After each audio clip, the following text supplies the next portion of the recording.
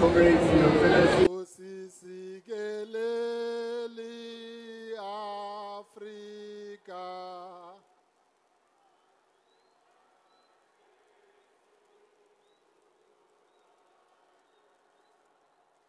Izwa imithandazo yethu.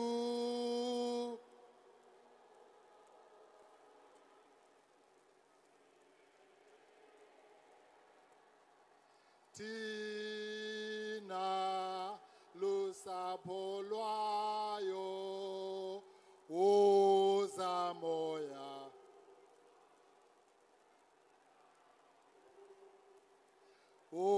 Uzamoya.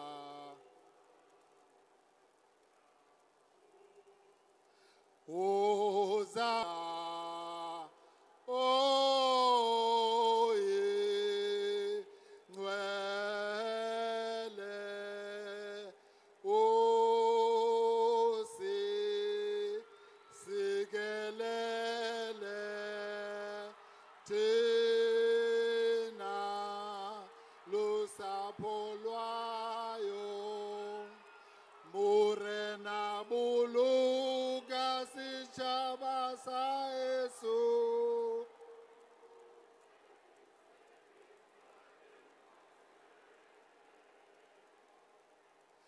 Morena boloka setšhaba sa heso.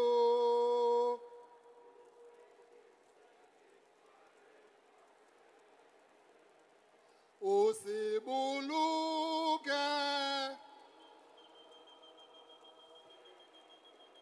O se boloke.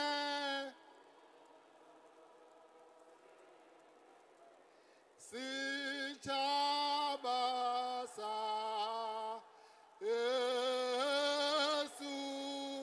Setšhaba sa Afrika.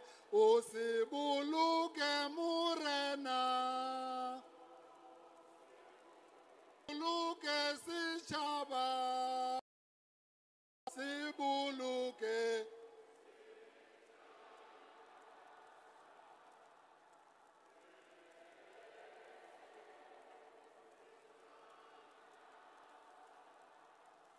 Afrika.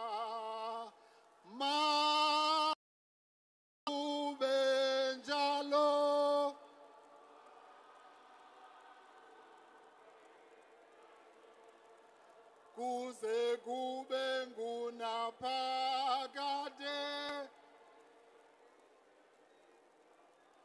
Makube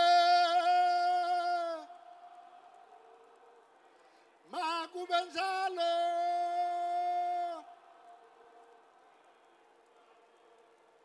Kuze kube ngunaphakade. Kuze kube ngunaphakade. Amandla. Jikijela Mkhonto, jikijela. Gwaza Mkhonto, gwaza. Gwaza Mkhonto, gwaza. Long live President Jacob Zuma, long live. Long live President Jacob Zuma, long live. Long live President Jacob Zuma, long live. Long live President Jacob Zuma, long live. Long live President Jacob Zuma, long live. Long live President Jacob Zuma, long live.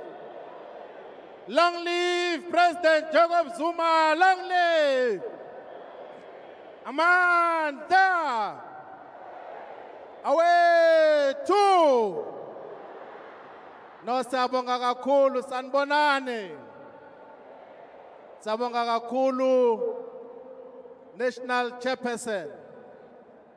I've been asked to perform a very simple task. The task of introducing the presidency, we have got in Mkondo Wesizwe the most formidable and the most trustworthy presidency, the most experienced presidency in Mkondo Wesizwe. We can compare with all other organizations in history and currently. Our presidency in Mkondo Wesizwe is the most formidable in South Africa's history of politics. To now give the address on behalf of the President, who will later on join us to speak to all of us, I'm going to introduce our Deputy President, who is the party leader and the leader of the official opposition in Parliament. He is known to all of us. He is a seasoned jurist. He stands by the law, he is a man of justice. He doesn't fear the white supremacist system. He confronts racism whenever it rears its head. With consistency, our Deputy President has been at the forefront of the restoration of our values as African people. Let us join the new People's War through the ballot. We call on communities in all townships and villages around the country to join Mkondo Wesizwe. Ozani nonke Mkondo Wesizwe iwona kuphela ikusasa lalana eMzansi Africa. Join Mkondo Wesizwe to fight for your birthright, fight for our country, and fight for our land in South Africa. Let us organize. Organize, Maqabane, my commanders, organize. Let us put our sectarian differences aside and unite, Maqabane. Unite, Maqabane, unite, my comrades. Let us rise together, guided by the lessons of Windsor, Sekukune, Umshweshwe, Utetshwayo, Oliver Tambo, Mandela, and others, and the resilience of our people to build South Africa. Ngokuphetha ngizothi Umkhonto Wesizwe on the 26th of September kulo nyaka we adopted a constitution esisayiniwe na umongameli wethu ubaba uNcamalala. I-constitution ngizocela nonke wonke umuntu oyilungu lomkhonto wesizwe abe nayo. I-constitution is available in all official languages. Ikhona ngesiZulu, ikhona ngeSpedi, ikhona ngesiXhosa, ikhona nangesindebele. Umuntu ayazi i-constitution. Ziningi izinto ezikhona kwi-constitution. Some of the values nama principles ethu kumkhonto wesizwe. Viva Mkondo Wesizwe, viva! Some of the values and principles ezikhona kumkhonto wesizwe kwi-constitution yethu are the following. Ubuntu, botho, ubuntu, muntu ngabantu. Unity in action, enye ama-values akhona lawa kwi-constitution yethu. Pan-Africanism, ushuthi asibuki nje la kuphela. eSouth Africa, amehlo ethu go far beyond the borders. Siyayiwela iLimpopo, siyiwele ngisho i-equator, siyofika le phezulu yonke i-Africa. I-approach yethu is pan-Africanist. Enye i-principle yethu is honesty and respect. Democratic centralism is another principle. Mandates, accountability and reporting. Organic forms of public representation, discipline and hard work, knowledgeability and meritocracy. Bantu basamzansi ngiyanesaba ngokusasazela umnqobo ukuyokhuhluza inhlobo emkanini wayo mzukwane ibuyayo niyakuyiphunga ngani unobhekishelwa ngabamhlophe ungabonazi ubabone bebhikishela ababeshaya itoyitoyi ungabonazi ubone beshaya itoyitoyi kugagasana abaphethe itshelo lokuthenga kungabakwagupta nabaseStellenbosch ungambothi sekwaphela kumsholozi umbimbi lamabhangu ukwenzelela luqinqikizwe la jikela kwavobo obuthongo obehlela bukhongwa kufundekele iphuphutheki zezimaku zifakaze ezikwasiyo njengezingakwazi njenge kwasiyo sithi Zuma must fall. Zuma must fall. Sangoma sehlale engomboxweni izangoma ihlalela imbumbe esigodlweni umngomo sika zabantu ngenkokoni wayesedabuka wathi abanye benu bayokhala. Some of you will regret. Ufulathela simbuka intombi nezizwa ufulathela bethu yantela oshingilele ikhomishana kaZondo endaba zinde zasuka njengentuthu zeluka zayizamkotshela ujaji uJohn Hlophe mhlana obeletha amehlo emhlana ibeletha abantwana ubhakuza uvalise intanyeni kuba abamnyama nabamhlophe impangele ephonsela inhlamvu yasola yaselithuli house iyasola umesatshwa onjengebhubesi ulala fukadla abantu qalalade limgudu esasithe sizokwenza kuyithi kuleya nhlangano eyabekwa okhokho okuningi kwakho asikakwenza sikwazanga ukwenza sesiqeda iminyaka engamashumi amathathu siphethe esikhundleni salokho insizwa nentombi zakithi zathambela inkulumo yabamhlophe bahlehla kancane kancane kuthina kwaze kwagcina sengathi sesizitha kodwa uma ubheka kahle kwenzeka into engakaze yenzeke thina sithule sithini insizwa zakithi esayithuma ukuthi ayiphathizwe zilungise izwe mhlawumbe abanye bena baqapheli ngenkathi lokho kungelutho nje kumla ukugedla ihlekisi kuthiwa akaphathe izwe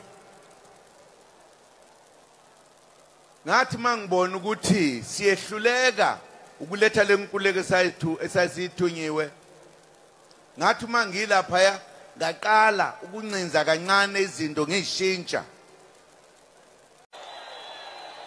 kodwa iningi lethu sonke noma ungazange wenze lutho uvezwa enkantolo okudlalwe ngawe inhleke lento ngoba mina ngikhuluma kahle ngiphuma ejele mina engangena khona ngadonsa ngingazange ngivele phansi kwemantshi noma ijaji kwathiwa mbopheni kodwa lo okutholakala khona imali zigcwele obhasikidi kwathiwa kanaqala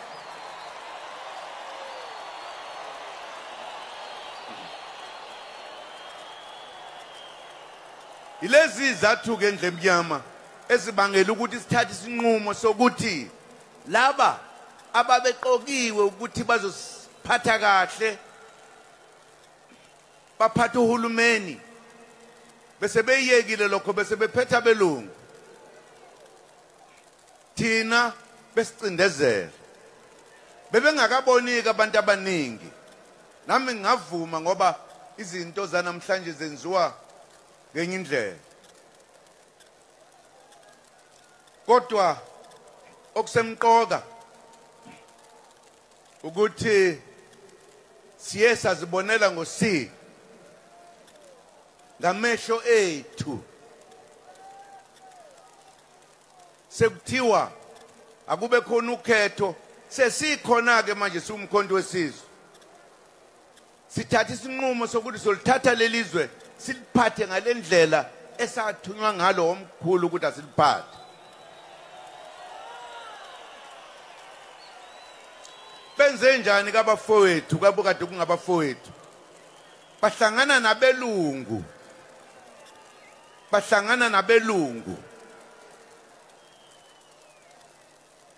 nina nibone ngathi incane lento ngoba ngikaze nginizwe nikhuluma sengathi kuhle nje kunento lapha ngazi ukuthi ibizwa kuthiwa yini uhulumeni ephetheyo la angilazi igama layo kodwa inabelungu nabantu abamnyama laba abebephethe le organization yethu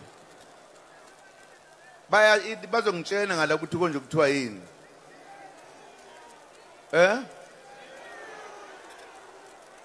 okay ngoba niyayazi ke kulungile kuye kwenza njani kuthema sekuthiwa ngoba santshontshelwa amavote ethu sebehlanganisa ngawo lapha ya bebizana bodwa into yenzekile into engicabanga ukuthi namhlanje okhokho bethu lapha bakhona abathukuthele bayafa kwathi uma sekunzima kwavuka isisho esidala sokuthi umanise empini kube khona abahlamukayo ngala bashone ngale 10 babizwa ngokuthi wani konje amambuka zambuka ezakithi zayojoyina abelungu ziphethwa abelungu manje into ekubonisayo ukuthi abantu abonile akubona laba bathi senza iphutha sebeyingxenye iningi laba licebile maye babo ile nkinga esibhekene nayo ngamanye amazwi ngemva kokuthi sithi siyayilungisa lento kuye kwasetshenziswa wonke amaqhinga ukuthi singayenzi lento esifuna ukuyenza ukuthi siphathe izwe lethu and sinamandla manje okwenza lokho nina besilo sekudingeka ivoti kuphela eyinkulumo sayenza eyikhali sayenza ile eyasifikisa ekutheni sibe namandla okuvota fanele sivote sithole i2/3 majority sithole iningi lamavoti sithatha izwe lethu iyasehlula madoda no mama isehlula kanjani lento iyasehlula makholwa isehlula kanjani lento iyasehlula sonke uyazi ukuba besingafuni ukuthi siyeke amaqembu ethu nento esicabangayo nokukhohliswa ukuba nje njengoba sila sibaningi kangaka simeme nabanye abantu ukuthi kuleli vote elizayo ake sikhohlwe ezinye izinto embethu whatever sonke thina ndle mnyama ke sivote sithathe izwe lethu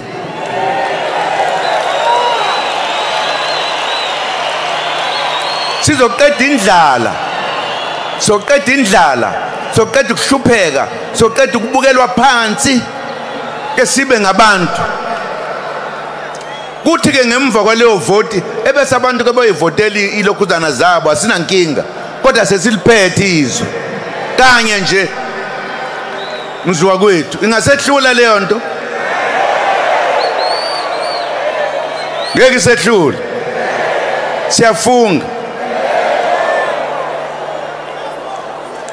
uyabona ke ingakho nje ngithi kuleli langa lokuzalwa komkhonto wesizwe namhlanje nobe ngabona akabone nobe ngaboni akabone asidlali manje isigaba sokugcina lesi sokuthatha umhlaba wethu sisizwe sinjani thina bakwethu kwafika abantu la basithola sihleli izwe lethu lihleli nje lifuye umcebo ngaphansi esawunikwa uNkulunkulu wethu kunomcebo phansi kwamanzi, kunomcebo okhona nje yonke indawo, yonke iAfrika. Kwafika abantu balwa nathi base beyahlala la ekhaya. Ngemva kwalokho uma sekuthiwa nathi asiphathe, bathi no, sibaningi kakhulu sosuke sibongamele, bazokwenza ukuthi thina singabi nawo amalungelo okuphila eqinisweni. Alithathe izwi aliphethe, uthola indoda nje yinye iphethe intahantakhe engangezwe kwezinye indawo. Thina sesicabanga ukuthi uNkulunkulu wadalela ukuthi sihlupheke, akukhona iqiniso, nokuthi laba bantu badalela ukuthi bazofika bazosihlupha. Sifuna ukuhlala nabo ngoba bafowethu, kodwa hayi basicindezele. Andla awethu, viva Mkhonto wesizwe, viva! Viva Mkhonto wesizwe, viva! Viva Progressive Forces, viva! Forward with unity, forward! Forward with unity, forward! Thank you very much. Mangiqale ngibingelele umuntu omdala, ngibingelele ubaba, ngibingelele uNcamalala, ngibingelele umpostoli uNongqunga, ngibingelele uNdabezitha, kuba siyazi kuba amakhosi mayekhona yonke into igqityiwe. Ngibingelele wonke umuntu okhoyo ngaphakathi kule nkundla. uSteve Biko said, the most potent weapon in the hands of the oppressed is the mind of the most potent weapon in the mind of the oppressor. It is the mind of the oppressed. What we are seeing in our country, we are seeing the oppressed who are failing to unite. We are seeing the oppressed happy being divided. And this is only serving the oppressor. That is why, as the ATM, we believe in unity. Because it is only through unity we are going to bring about rightful transformation in our country. In 1994, the country made a compromise which did not serve the interest of Abantu Abamnyama. For 30 years, Abantu Abamnyama are languishing in poverty. They are languishing in hopelessness only because of one reason, the fact that we are failing to unite. Sibaninzi singabantu abamnyama kodwa siphethwe. The reason why siphethwe kungenxa yokuba asimanyananga. Makhe simanyane sizwe simnyama, sizwe esihle ukuze sikwazi ukulungisa inkinga zethu.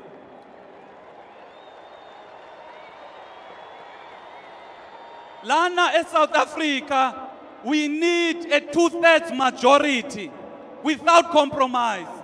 It is only through a 2/3 majority we are going to expropriate land without compensation. It is only through a 2/3 majority we are going to transform the economy. It is only through a 2/3 majority we are going to make sure ukuba our country, abantu abamnyama, get to live dignified lives. That is why a message from the ATM today is saying, happy birthday, MK, happy birthday. Happy birthday, MK, happy birthday. Forward with unity, forward.